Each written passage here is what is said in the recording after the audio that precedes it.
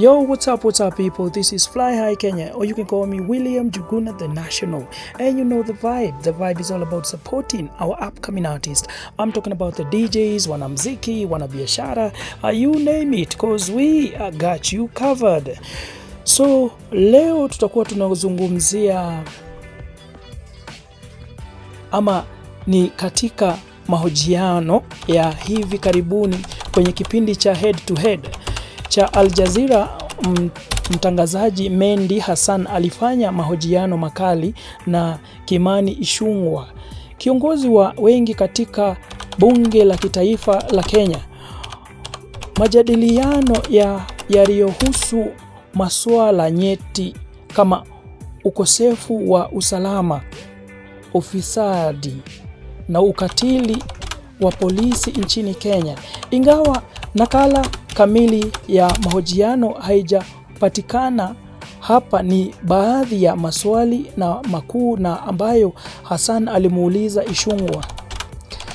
Madai ya kutoweka kwa nguvu kwa wananchi. Hasan alimuuliza Ichung'wah kuhusu ripoti za kutekwa nyara kwa waandamanaji na kupotea kwa nguvu, ukitaja data kutoka kwa tume la haki la kibinadamu ya Kenya.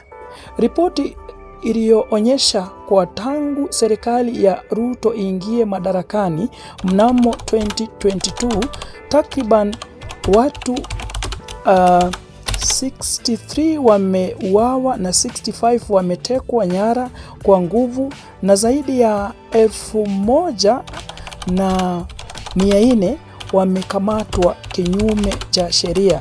Ichung'wah alikanusha madai haya, akiyaita propaganda na njama dhidi ya serikali. Hivi ndio alivyokuwa anajibu akisema, Has he ratified the international convention against enforced disappearances? Ratified very many international conventions. But has he ratified the international convention against he said he would do it straight as he comes to power. It's been 2.5 years. He could do it with a stroke of his pen. Why has he not done it? He is yet to ratify, but it is work in progress. Was there a timeline for its ratification according to Mzalendo? Many things had timelines on. Was there a timeline? He said he would do. Timeline. He said he would do a public inquiry into cronyism within 30 days. Has he done it? Public inquiry? Yeah, a public inquiry to establish the extent of cronyism and state capture and make recommendations. Page 61 of your manifesto. Has he done it? It's been more than 30 days. It's been 2.5 years. I'll tell you, Mehdi, if you read the NADCO report, there are recommendations on what is to be done on state cronyism, on state capture, on extrajudicial killings.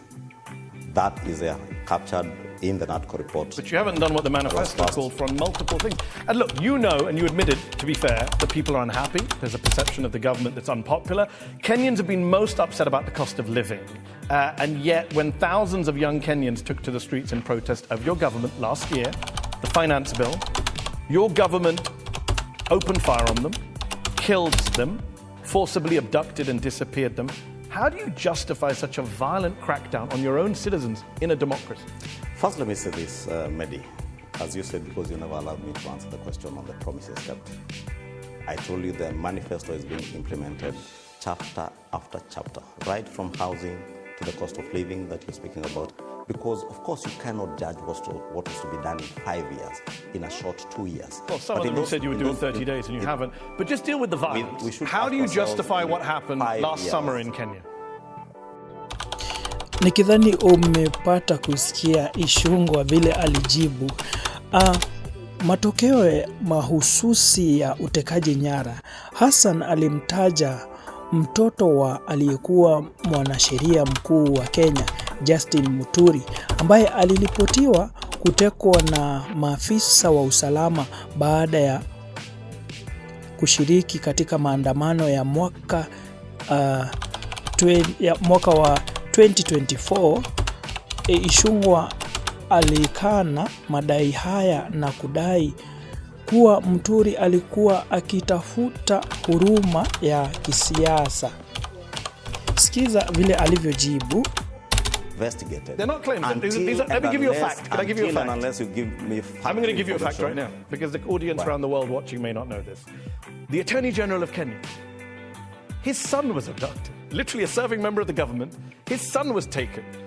How did he get him released? Can you tell our audience? The Attorney General of Kenya is called Dorcas Oduor. Justin Muturi, the former Attorney General, he's moved on. abducted. The person who has alleged that his son was abducted is the former Attorney General, Justin Muturi.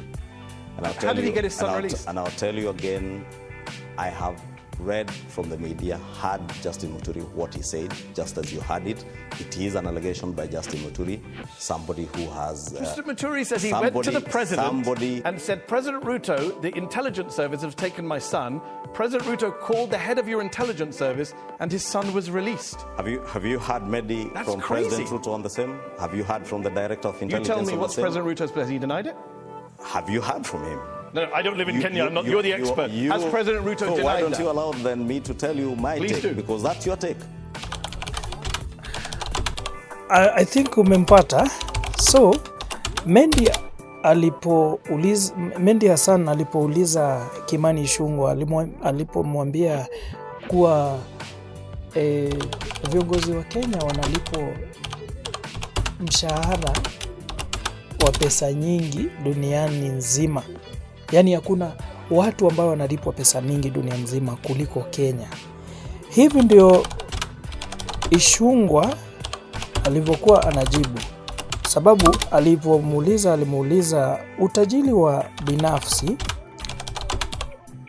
na ufisadi.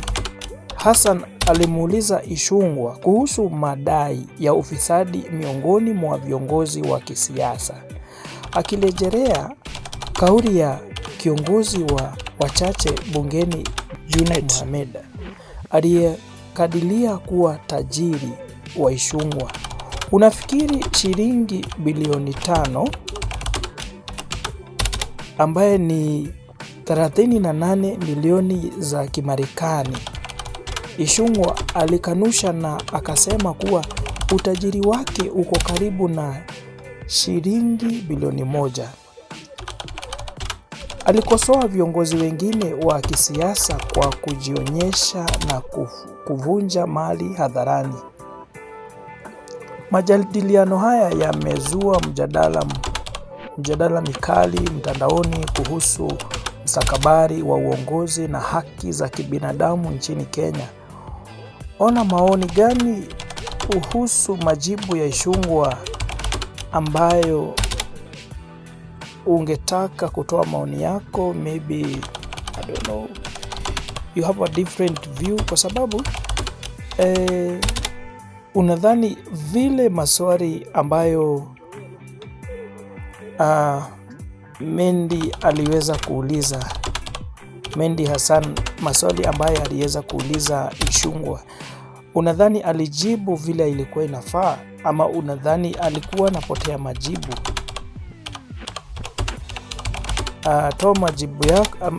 Toa maoni yako. Let us know what you think. Alafu sikiza audio, alafu utuambie wewe unaonelea vipi, kwa sababu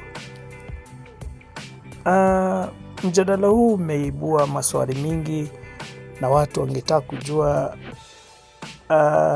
story zaidi kuhusu. Kindly listen to the audio and let me know what you think. But for now, cheers. Yeah, I also... Recently, an MP from your party joked that you were worth 5 billion shillings, or $38 million. Is that correct? Joked, and not from my party. It's actually from the other party. So can you clarify then, what is your net worth? Well, not 5 billion, definitely. For 1 billion?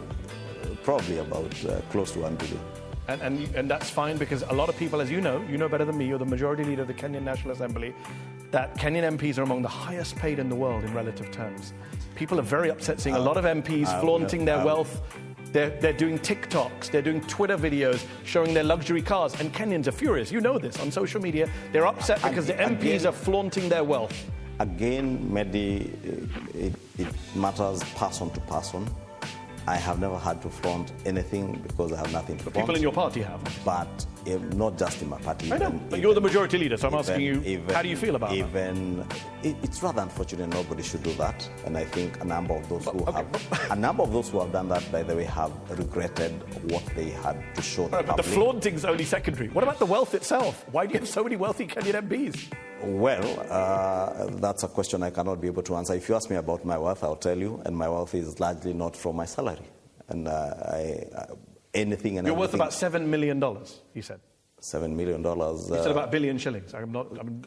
Just about $1 billion shillings. And when you look at the average salary of a Kenyan, and they look at a Kenyan MP who gets 32 times the average salary, that is a perception. Furious. That is a perception, Mehdi, I'm telling you. Don't look at what someone is earning today vis-a-vis. I wasn't born an MP. I just arrived in the public scene having had another life. Worked in other organizations other than in politics, done business over the years.